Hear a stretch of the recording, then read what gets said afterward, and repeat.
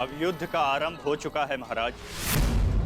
युवराज दुर्योधन ने राजकुमार अर्जुन को चुनौती दी है कि सूर्यास्त से पहले उनके रथ पर उपस्थित पताका को यदि राजकुमार अर्जुन अपने बस में कर लेते हैं तो युवराज दुर्योधन आज ही युद्ध को समाप्त कर देंगे।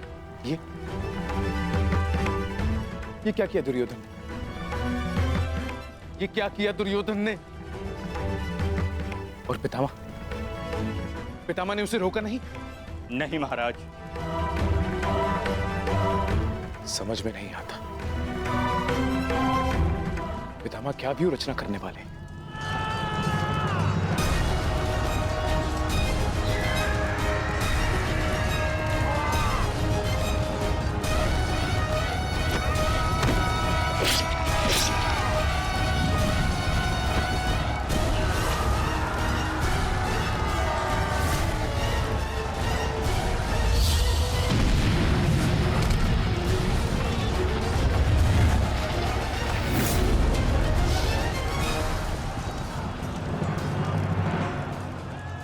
देख रहे हैं पितामह,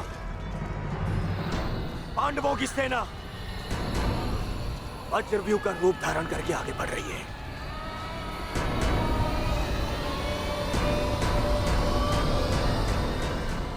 पितामह, पितामह, सुन रहे हैं आप? याद भी है कि यहाँ क्या चल रहा है? पितामह, आप क्या कर रहे हैं? आप कौरवों की सेना के सेनापति हैं। हम सबको आपके आदेश की प्रतीक्षा है पितामह। कुछ बोलिए पितामह। हम कुछ नहीं करेंगे गंधार राज।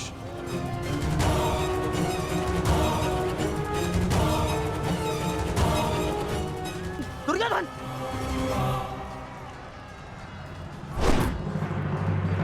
देखना अभिमन्यु, पताका मैं ही लेकर रहूंगा। तुम्हें गंभीरता से ना लेने के लिए क्षमा करना मित्र, परंतु मुझे स्मरण है जब विराट की युद्ध भूमि पर तुम मेरे पिताश्री अर्जुन के साथ थे तो वहाँ क्या घटित हुआ था। समय बदल गया है अभिमन्यु, और हालात भी। अब केवल विषय वर्तमान का ये युद्ध है। देखना, मैं यह पताका लेकर ही रहूंगा।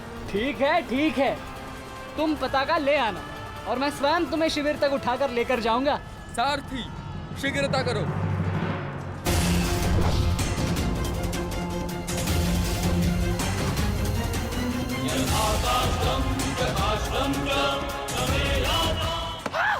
सारथी, रथ को आगे बढ़ाओ, चलो।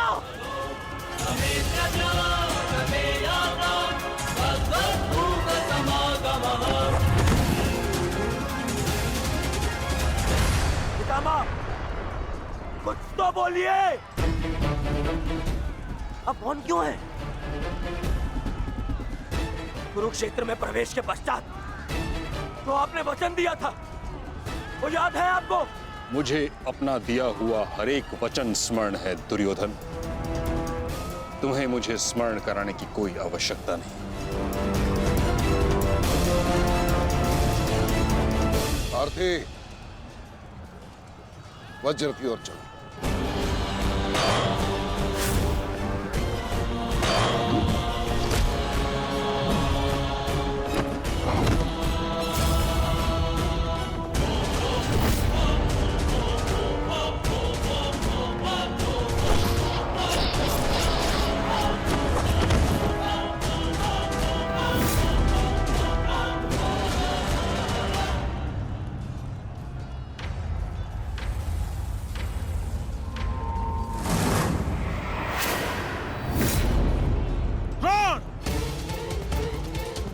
तुम्हारे और मेरे बीच जो कुछ भी हुआ उसके लिए हम एक दूसरे को क्षमा कर चुके हैं, किंतु अब पास तुम्हारे साथ युद्ध करने का कोई भी कारण शेष नहीं है। कारण है द्रुपद, तुम्हारी पुत्री द्रौपदी का वस्त्र हरण।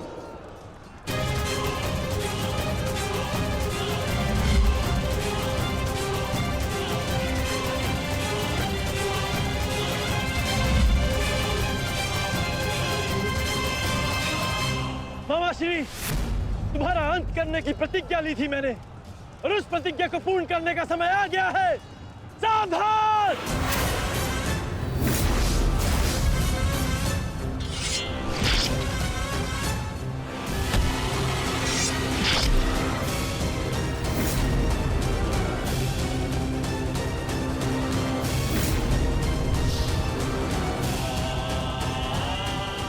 सावधान द्रोण!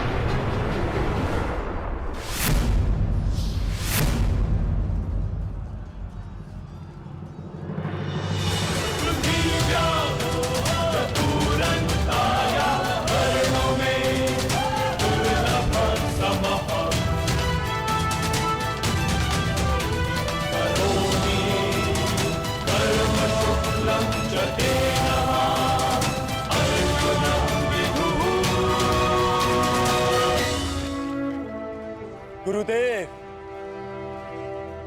युद्ध से पूर्व एक शिष्य के लिए उसके गुरु का आशीर्वाद लेना अनिवार्य है।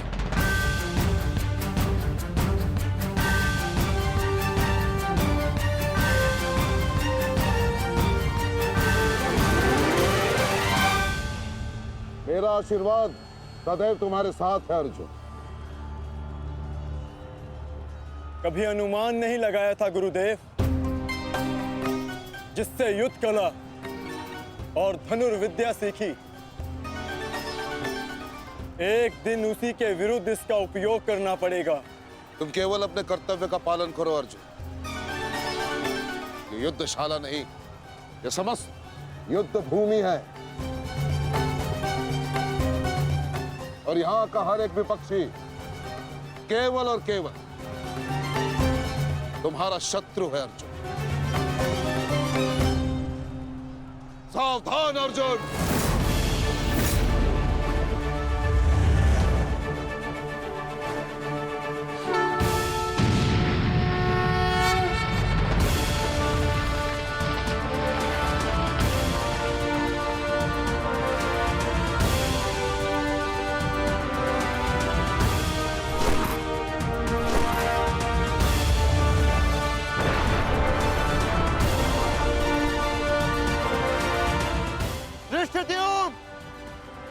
गुरु द्रोण अर्जुन के मार्ग में आ रहे हैं। वज्र के आगे बढ़ने के लिए अर्जुन के मार्ग की बाधा हटानी होगी। जाओ, जाके अर्जुन की सहायता करो, जल्दी।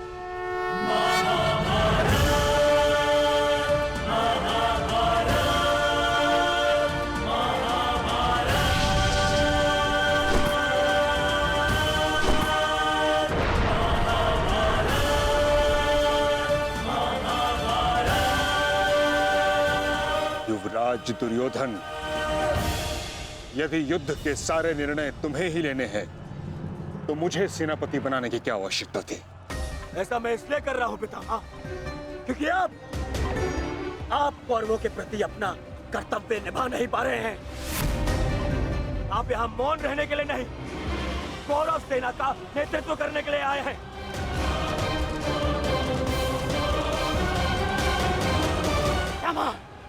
पांडव सेना हम पर हावी हो रही है और पांडव सेना पर आक्रमण करने के लिए आप हमें रणनीति क्यों नहीं बता रहे हैं? बताइए। स्मरण है ना पितामह आपको, यदि दुर्योधन के रथ की पताका अर्जुन के हाथ में लग गई तो हम ये युद्ध हार जाएंगे महामहिम,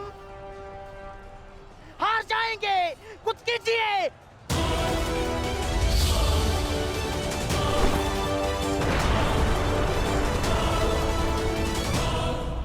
युवराज को मैंने ऐसे व्यर्थ वचन लेने के लिए कदापि नहीं कहा था। अब युवराज दुर्योधन को इसका परिणाम स्वयं भुगतना होगा।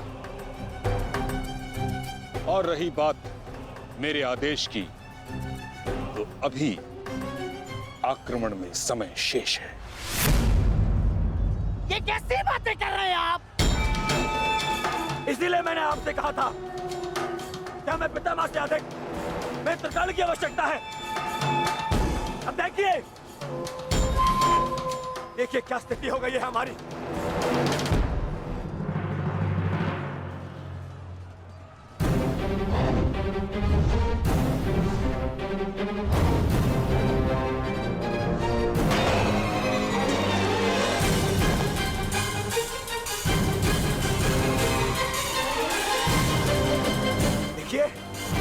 देखिए कैसे मौन खड़े, ऐसे चलता रहा ये तो हम शीघ्र ही हार जाएंगे।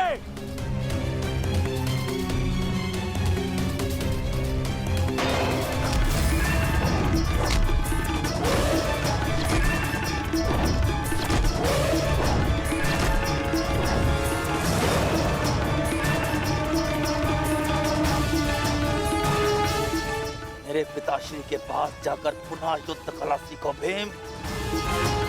स्मरण हो रहा है कि प्रतिशोध की आग में तुम युद्ध कला भूल रहे हो।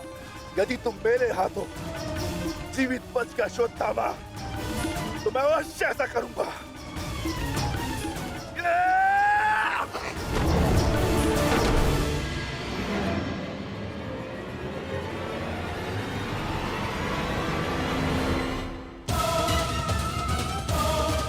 गुरु द्रोण को यहाँ से मैं संभालता हूँ। अर्जुन, तुम आगे बढ़ो।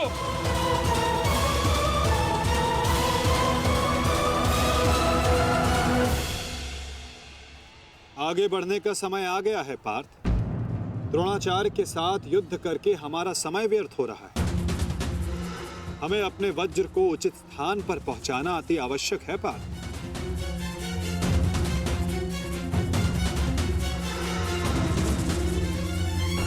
जैसी आज्ञा माता।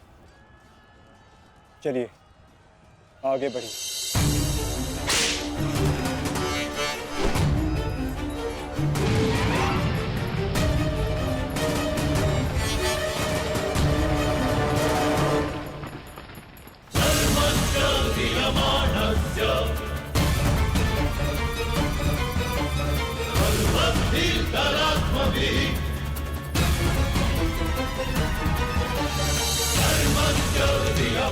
मेरे होने वाले सम्राट, शत्रु का वज्र आगे बढ़ रहा है।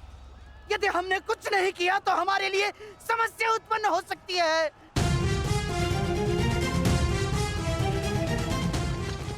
कुछ करो मेरे होने वाले सम्राट, कुछ करो।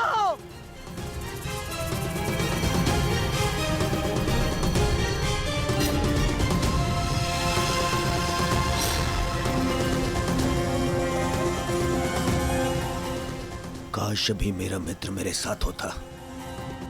मुझे तुम्हारी आवश्यकता है मित्र, आवश्यकता है तुम्हारी।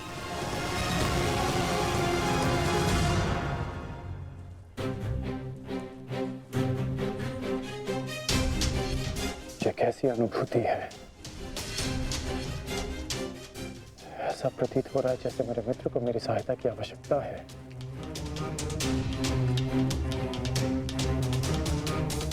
मुझे क्षमा कर दो मित्र। जब तुम्हें मेरी सबसे अधिक आवश्यकता है तभी मैं तुम्हारे साथ नहीं हूं।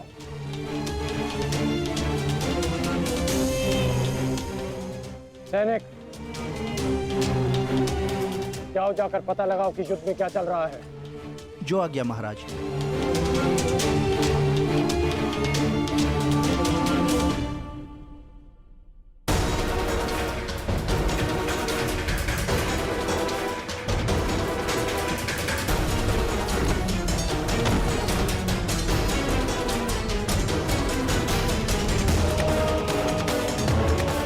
शत्रु बहुत निकट आ रहा है, बहुत निकट आ रहा है शत्रु।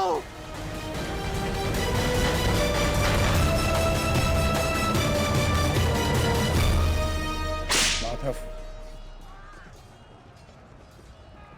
वो रहा दुर्योधन। उसे बंदी बनाने का समय आ गया है।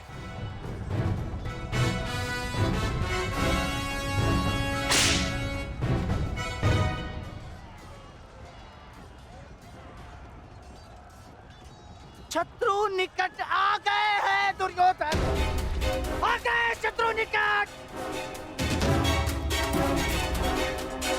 अब आक्रमण का समय आ गया है।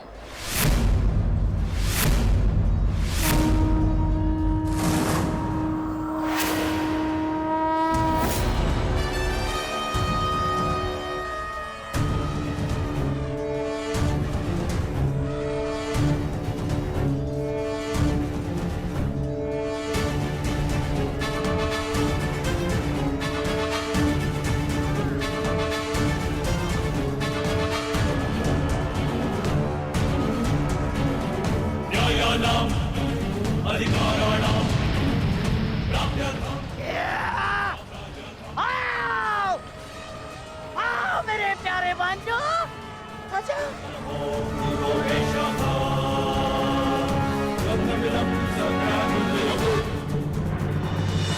महामहिम भीष्म ने सर्वतोभद्र व्यूह की रचना की है महाराज।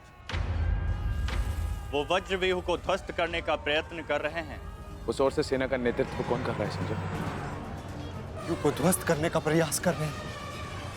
इस सेना की टुकड़ी का नेतृत्व कौन कर रहा है? कौन?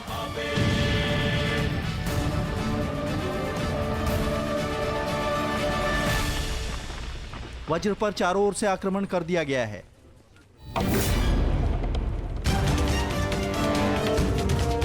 पितामह की सबसे प्रभावशाली तकनीक।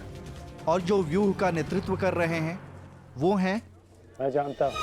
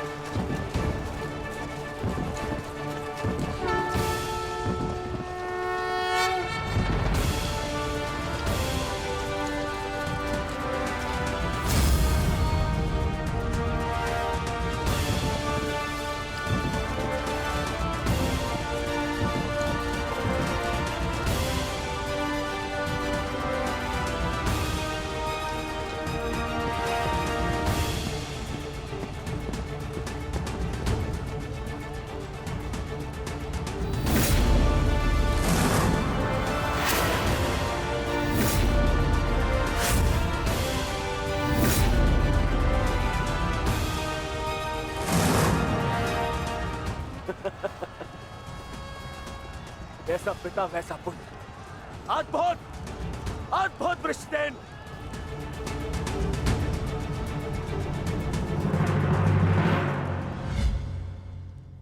सर्वतोभद्र व्यूह के विषय में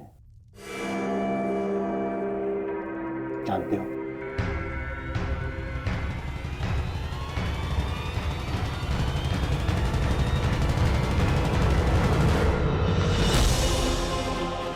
जी महामहिम, पिताश्री ने आपकी इस रणनीति के विषय में अवगत कराया था।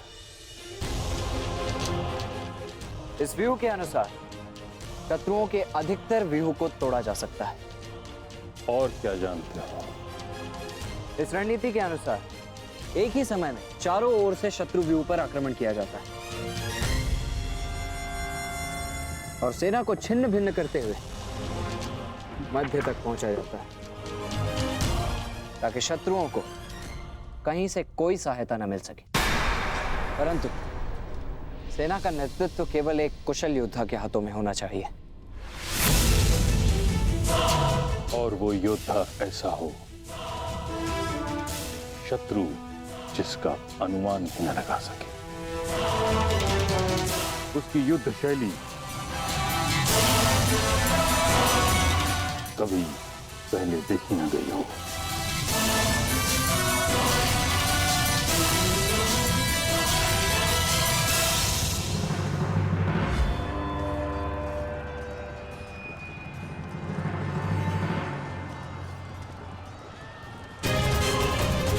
आक्रमण करो वत्स!